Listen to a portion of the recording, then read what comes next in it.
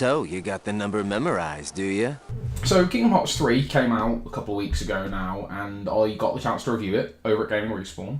I'll put a link in the description if you want to check out my thoughts on the game. I ended up giving it 8 out of 10, so I kind of enjoyed the game. I pretty much enjoyed it, but kind of in the days and weeks following that have been left with a feeling that there was something wrong with the game that I didn't get a chance to discuss.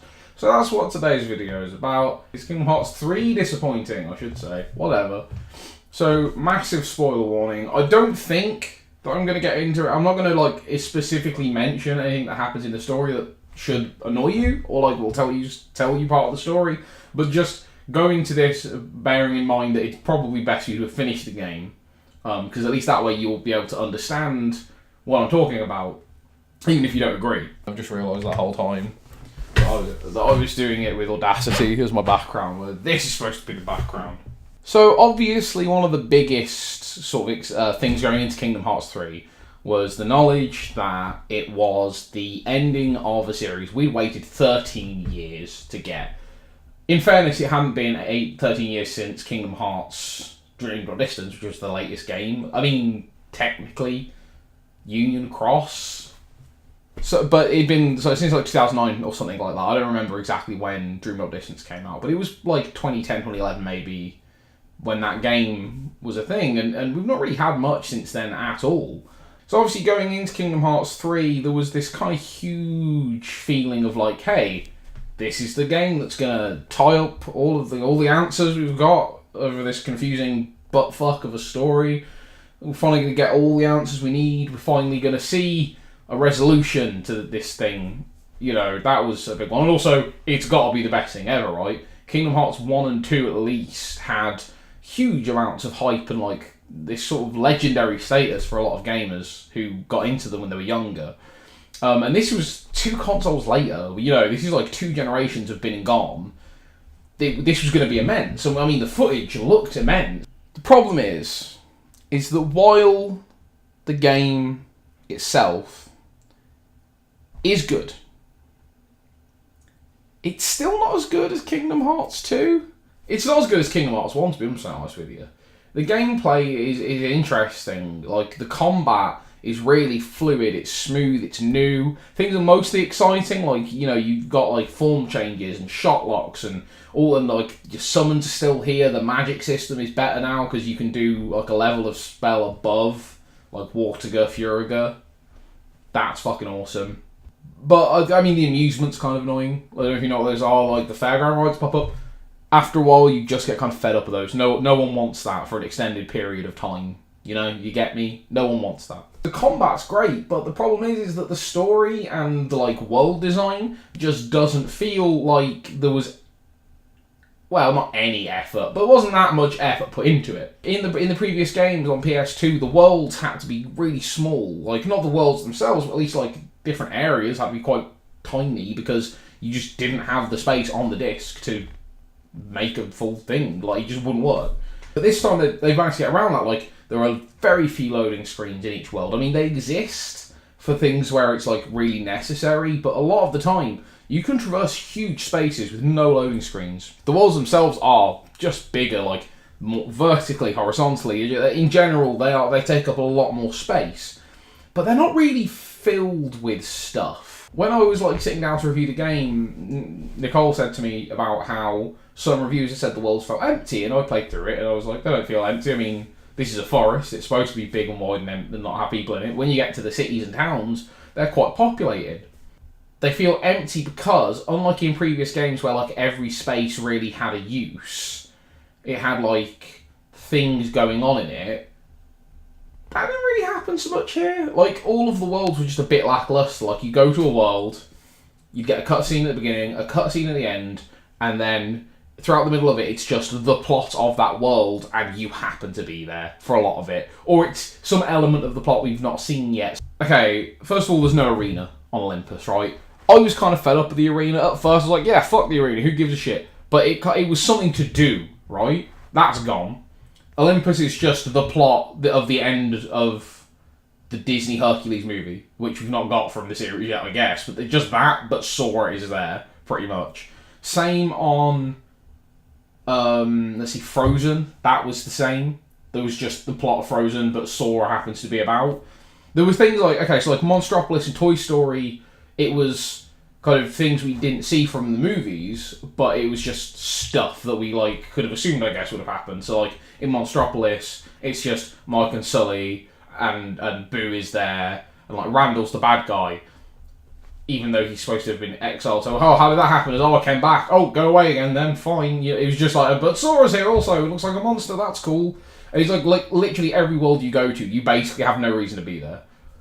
Another major problem with the like story and the narrative and kind of the characters was the dialogue. I mean, the voice acting was fine. Haley Joel Osment has been Sora since literally the first game, I think, and you know, most of the other voice actors sounded pretty good.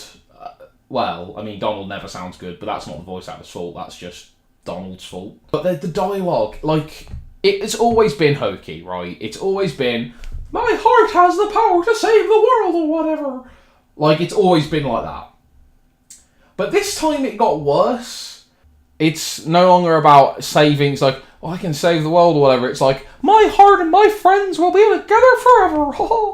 And you might say, hey, it's Kingdom Hearts. It's a Disney times Final Fantasy. You're not supposed to take it seriously. I said, well, you are though. Final Fantasy is ridiculous, but not by design. It's not supposed to be ridiculous. It's just that they overconvolute their plots and they write hokey dialogue. And it's gone to the extremes here. I'm not going to mention what happens in the ending. For anyone who's seen it and knows, this will make a lot more sense, but I don't really want to ruin it for people who haven't yet. The ending is simultaneously one of the best moments in the game and one of the most frustrating. While it manages to tie up a lot of the loose ends and the sort of the things that have been happening throughout the other games, it ties up almost all of them, and you get to see everything nicely resolved.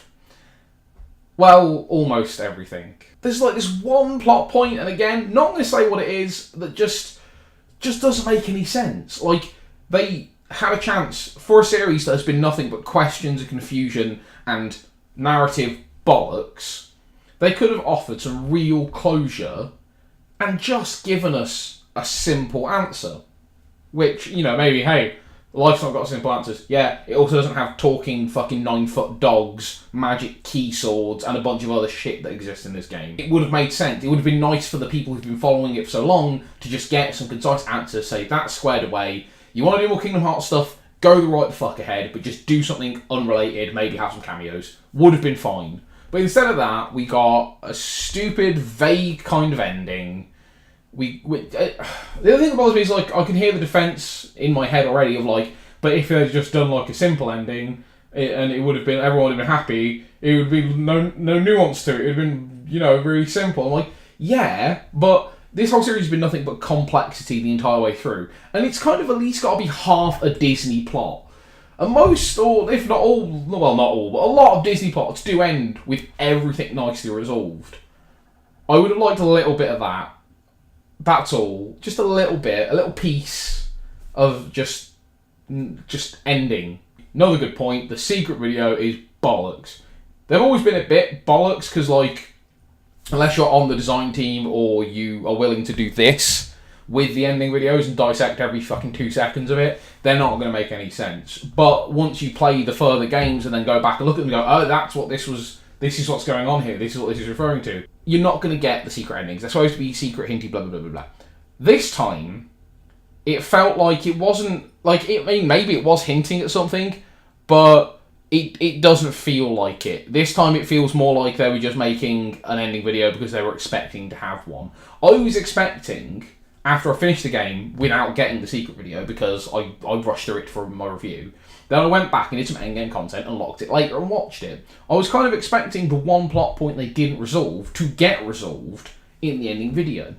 When the ending video started, I thought that I was right. By the time it was finished, I wanted to kill myself. In conclusion, the game still deserves the 7s and 8s it gets as a game. Because it's fun, the combat system works well, the amusements are, well, barely amusing, but you don't have to use them. You know, the magic system works great. You can upgrade Keyblades, which is fucking awesome. And there's just lots of variety and lots of stuff to do. There's a fair amount of mini-games. Oh, also, fuck 100 Acre Wood this time. It was like a bejeweled rip-off world they just couldn't be arsed to finish. It was complete. No reason to put it in there other than it's in every other game.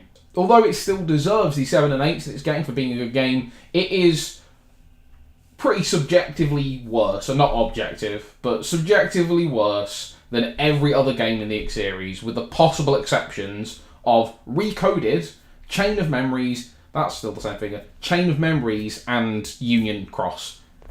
Just, those are the only three that are conceivably worse, and hell, you might even like Chain of Memories if you're into that card battle thing. Never personally liked it. Recoded, I barely remember playing, but it didn't seem fun. Like, literally, and Union Cross just a phone game. It's fine, but it's a phone, you know what I mean? Like, it's a classic free-to-play phone game. It's got its own problems. Kingdom Hearts 1, Kingdom Hearts 2, 358 in over 2 days, Birth by Sleep, Dream at Distance. I'm probably forgetting one. I think I must be. All better than Kingdom Hearts 3 has ended up being, despite all of the fun gameplay and everything else. Because, at the end of the day, it wasn't the game that we needed to end off a series that we've been waiting for the conclusion of. Because Square Enix don't know how to fucking end things.